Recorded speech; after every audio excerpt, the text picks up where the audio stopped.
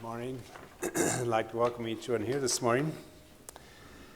And it is Mother's Day, and a special blessing to you. I thought about it after what Irene said. There was a few verses that came across when I was reading of God in the sense of being our mother. And I thought, well, that's special. You know, we consider him as our father, but we also can consider him as our mother also. So that was nice. I want to go to Genesis chapter 3 and just read a verse.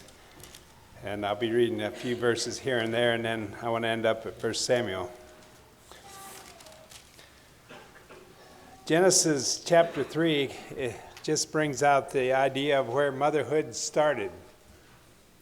And that's why I come across those verses, was because if I was to ask you who was the first mother in the Bible, you would probably say Eve. But actually, God was, because he was the giver of life. He was the one that birthed life into this world that we have or see. And then there's been mothers then from generations to generations up till now. We have mothers and we're blessed by mothers. And Adam called his wife's name Eve, because she was the mother of the living. So thinking, and going to Deuteronomy chapter 30, and thinking of mothers being the mother of the living, or the one that brings life, the giver of life, the one that brings life into this earth, the one that brings life into your home. And I would like to focus somewhat on that, of a giver of life. And there's many ways that we are givers of life. In Deuteronomy 30, verse 15 and 16 says, "See, I have now set before thee this day life, and good, and death, and evil. In that I command thee this day to love the Lord thy God, to walk in his ways, and to keep his commandments, and his statutes, and his judgments, that thou mayest live and multiply, and the Lord thy God shall bless thee in the land whither thou goest to prepare it." So God was telling to his people here, I have set before thee this day life or death. And we have a choice of choosing life or death. And you, since today is Mother's Day, I may focus a little bit more on that, but we have the opportunity in our homes to bring life or death. And as you say, a lot of homes don't have a good, or people talk about we didn't have a good upbringing, but that's part of the home atmosphere that was. And I know you say, well, where does the father come in on this? The father's included, but we'll save him for Father's Day. And then I would want to turn to a verse in Proverbs and then go to 1 Samuel. Proverbs 18, verse 21.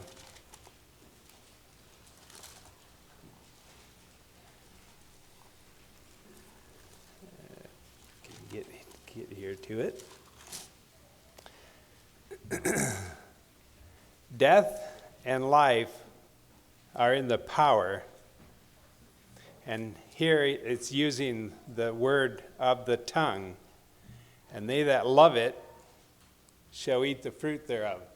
And I was looking at that as death and life are in the power of the tongue. What we say has a big influence of death or life. And then it goes on to say, and they that love it shall eat the fruit thereof. So love what? They that love it, love what? Well, if you love death, then you're going to eat the fruit of that. And things are going to be chaotic in your life. If you love life, then you're going to enjoy the fruits of that. So I would like to look at motherhood. Do you see motherhood as a calling? I think it was Dana or someone said through the ordination about being a mother is a calling. Do you feel called to be a mother? And you may ask, well, what does the word calling mean? It's a strong impulse or inner impulse for it. So do you have a strong impulse or a calling to be a mother? And I know young girls grow up and they desire to get married and desire to have a family, and they want to be a mother or a wife and a mother. They desire that. But do you feel, so if you feel like this is a calling, do you know what a calling is? It's a responsibility, is that you accept the responsibility of this and anything that goes along with it. So if you feel called to be a mother, then your responsible is to go do what goes with that calling. And you know what that calling is? Cleaning up dirty diapers, waking up in the middle of the night, fussy children. That's part of your calling. And so I want to encourage you, we, being called to the ministry, we take the responsibility of what goes with it. And sometimes it's good and sometimes it's unpleasant. If you're called to be a nurse, you take the responsibility that goes along with a nurse, and that's taking care of people that may be out of their minds or maybe messy. That goes with the responsibility that you have been called to. So if you don't feel called to be a mother, then I would say, please let somebody else mother your children, because your children are going to suffer for it. Or you're going to get burned out in your motherhood, and your children still won't have a mother. There are many good men in the Bible that it was mentioned had good mothers. Timothy had a good mother of Lois and Eunice. But I want to go to Samuel. And Samuel had a good mother. And I want to start with verse 8. 1 Samuel 1, verse 8. And read to verse 28. Then said Elkanah, her husband, to her. Now this kind of sets the tone here for the birth of Samuel. There was some things going on in Elkanah's wives. And anyways, Hannah couldn't have a baby, and she struggled with that. Hannah, why weepest thou? Why weepest thou not? And why is not thy heart grieved? For am not I better than 10 sons? So Hannah rose up after they had eaten in Shiloh, and after they had drunk. Now Eli the priest sat upon a seat by the posts of the temple of the Lord. And she was in bitterness of soul, and prayed unto the Lord, and wept sore. And she vowed a vow, and said, O Lord of hosts, if thou wilt indeed look on the affliction of thy handmaid, and remember me, and not forget thy handmaid, but wilt give unto thy handmaid a man-child, then I will give him unto the Lord all the days of his life, and there shall no razor come upon his head. And it came to pass, as she continued praying before the Lord, that Eli marked her mouth. Now Hannah, she spoke in her heart, only her lips moved, but her voice was not heard. Therefore Eli thought that she had been drunken. And Eli said unto her, How long wilt thou be drunken? Put away thy wine from thee. And Hannah answered and said, No, my lord, I am a woman of a sorrowful spirit. I have drunk neither wine nor strong drink, but have poured out my soul before the Lord. Count not thine handmaid for a daughter of Belial, for out of the abundance of my complaint and grief have I spoken hitherto. Then Eli answered and said, Go in peace, and the God of Israel grant thee thy petition that thou hast asked of him. And she said, Let thy handmaid find grace in thy sight. So the woman went her way and did eat, and her countenance was no more sad. And they rose up in the morning early and worshipped before the Lord, and returned and came to the house of Ramah. And Elkanah knew Hannah his wife, and the Lord remembered her.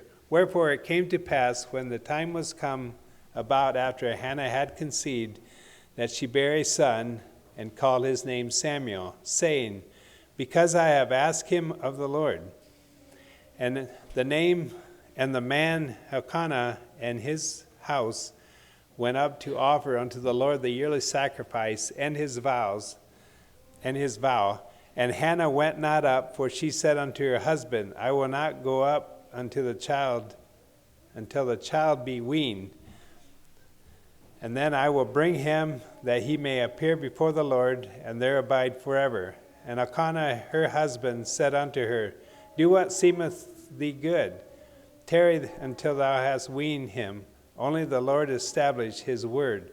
So the woman abode, and gave her son suck until she weaned him. And when she had weaned him, she took him up with her, and with 3 bullocks, and 1 ephah of flour, and the bottle of wine, and brought him unto the house of the Lord of Shiloh. And the child was young, and they slew a bullock, and brought the child to Eli. And she said, O my Lord, as thou soul liveth, my Lord, I am the woman that stood by thee here, praying unto the Lord.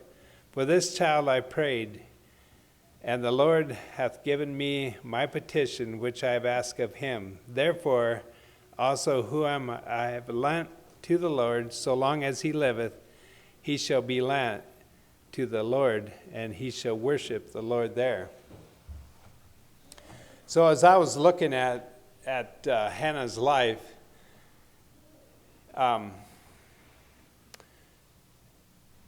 in seeing Samuel, and how in the next chapter talks about how Samuel worshiped the Lord.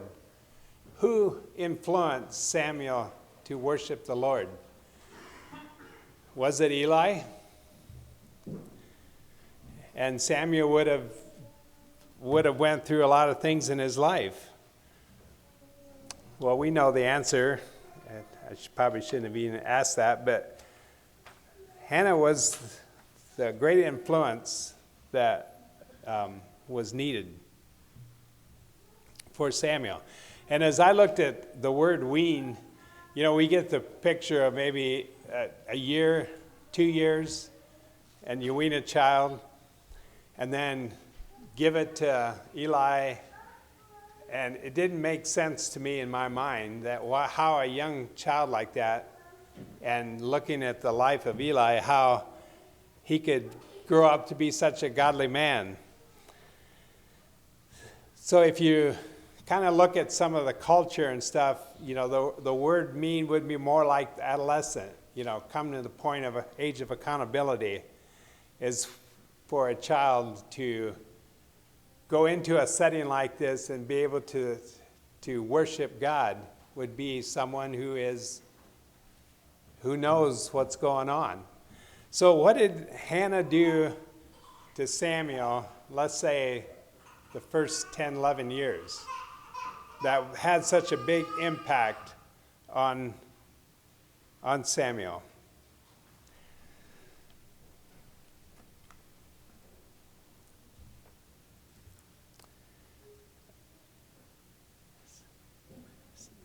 If we look at Samuel, I got ahead of just myself in my notes here just a little bit. But if we look at Samuel in his life of growing up in the priesthood with Eli, with his sons the way they were, and with the country wanting a king, and God working through that, and then he anointed King Saul, and then going through that, and then he anointed King David. So Samuel went through a lot of trauma there. So what brought him to that point in life was what Hannah instilled in him as a little child. And I think when Hannah nursed her baby or read stories to her or stuff, I think they were about who God was and who God is and how he's special because we're part of God's chosen people.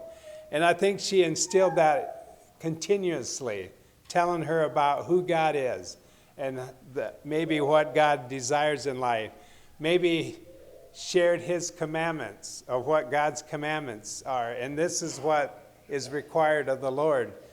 And anyways, I can see her daily sharing that with him. So if a little child hears that from its womb all the way to 10, 11 years old, you would get the idea that Samuel understood to the point of who he was as a child. And if you look at 1 Samuel 2, verse 11, it says, Elkanah went to Ramah and to his house, and the child did minister on the Lord with Eli. You can really see the power that Hannah had over Eli. So what keeps the mother going?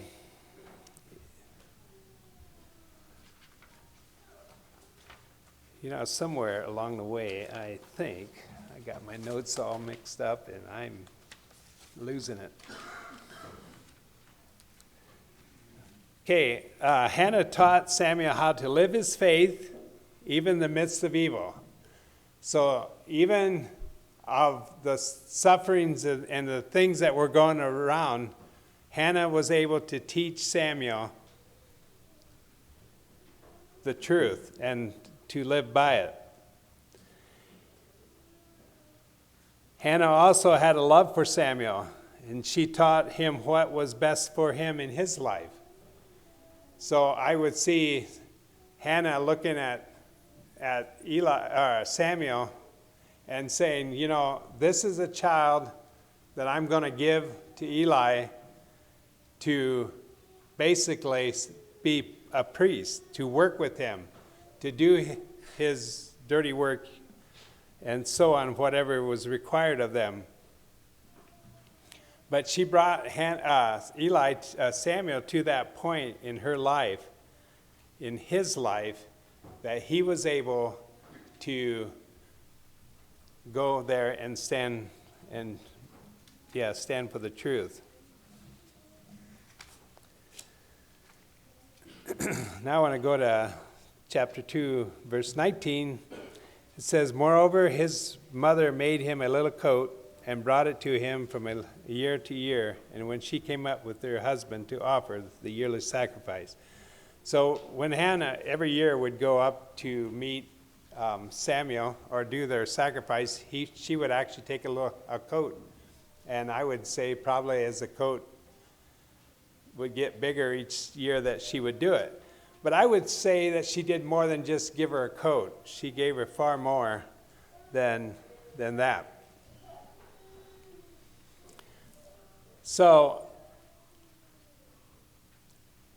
are you a giver of life in your home?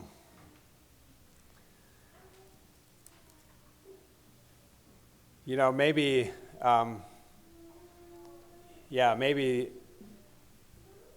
your husband's late from work, or maybe there's chaotic, the house is messy, maybe the children are fussy.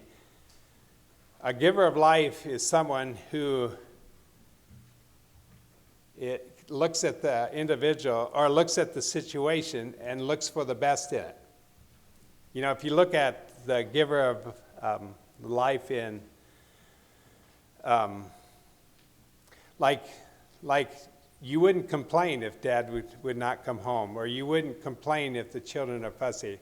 You may fuss to your heart, but you don't verbally say that. And in that, are you a giver of life? I guess I would look at it as encouragement and looking for the best in the person. You know, a negative aspect of a child is kind of destroys the spirit of the child. So we should pray for them a lot. So are you a giver of life? In outside the motherhood, are you a giver of life?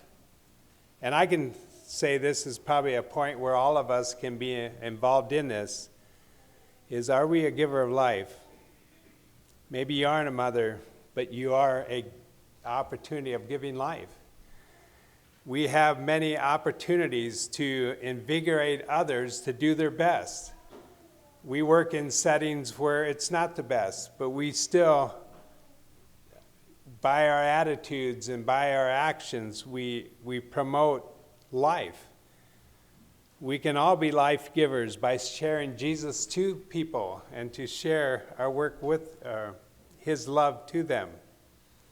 So being a giver of life is far more than just being a mother. So I would encourage you to try to be,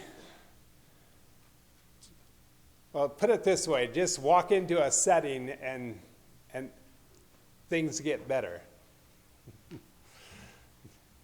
I know there's a couple stories that I could have gave where a young girl, I was talking to a fellow that we were working with, and here he had worked with one of my daughters, and anyways, he was saying that when she came in, the atmosphere changed.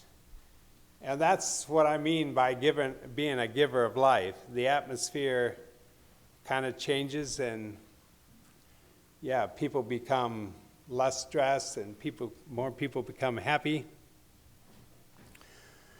So is being a life giver worth it? Do we always have to give? Why can't I be a taker? Well, if you go to Proverbs 31,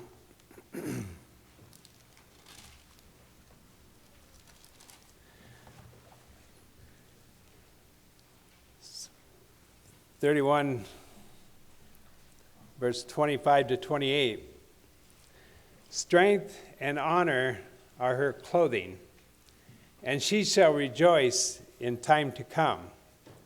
She openeth her mouth with wisdom, and in her tongue is the law of kindness. She looketh well to the ways of her household, and eateth not the bread of idleness.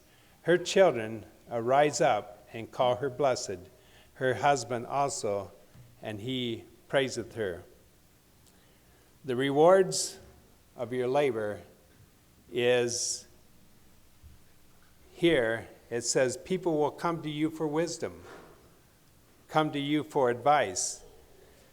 He also says that your children will rise up and call you blessed. Go to Psalms 127.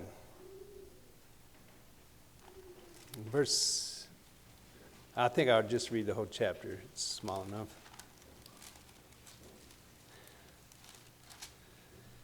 They that trust in the Lord shall be as Mount Zion, which cannot be removed, but abideth forever. As the mountains are round about Jerusalem. Oh, my word, I got the wrong chapter. Except the Lord build the house, they labor in vain that build it. Except the Lord keepeth the city, the watchman waketh, but in vain. It is vain for you to rise up early, to sit up late, to eat the bread of sorrows, for so he giveth his beloved sleep. Lo, children are a heritage of the Lord, and the fruit of his womb is his reward. As arrows in the hand of a mighty man, so are children of the youth. Happy is the man that hath his quiver full of them. They shall not be ashamed, but they shall speak with the enemies in the gates. Children are a possession of the Lord. They are a gift to you. I know there are sometimes you may say, I wish he'd just take care of them for a while. But they are a special gift to you. But I don't think that we need to necessarily look for our children to rise up and call us blessed, and that's our reward of raising children. But what we do is we look at these children as a gift from God and a responsibility that we have of raising them up to be arrows. And the word arrow gives the idea of going in areas where we can't go.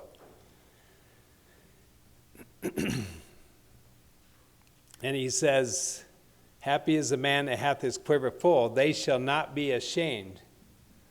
And it's speaking here of the children shall not be ashamed, but they shall speak with the enemies in the gates. Do you see the picture here of raising, the importance of raising godly children is that you're able to speak to the enemies that we have in this world and the evil abound us and stand. And I think that's where a lot of children grow up and they don't have that foundation of standing like Samuel did.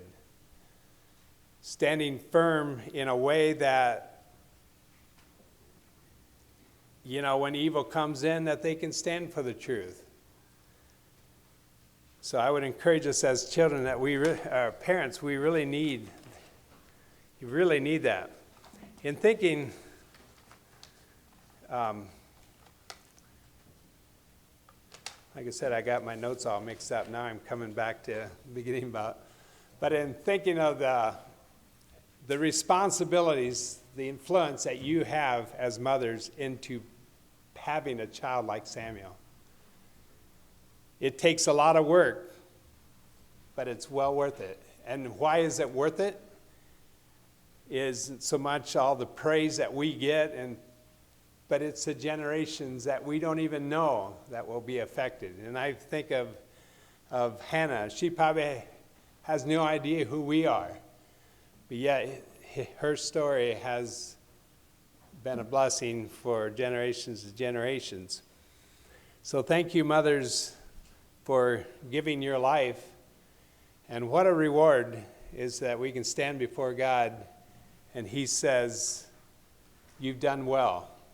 Well done, thou good and faithful servant.